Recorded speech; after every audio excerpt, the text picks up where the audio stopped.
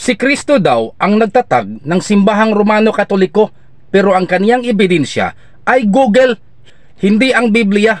Pagkaswerte natong mga Katoliko, ayaw na mo pagbiya sa simbahang Katoliko. Amen!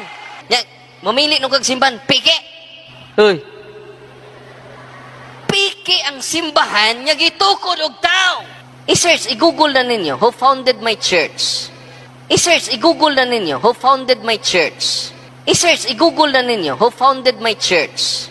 Ito lang po ang apilar ko sa ating mga kapatid na mga Katoliko, na sana po magbasa na kayo sa banal na kasulatan sa salita ng Diyos sa Biblia na magbibigay sa atin ng kaalaman at maghahatid sa atin sa tunay na kaligtasan sa pamamagitan lamang ng ating Panginoong Jesucristo.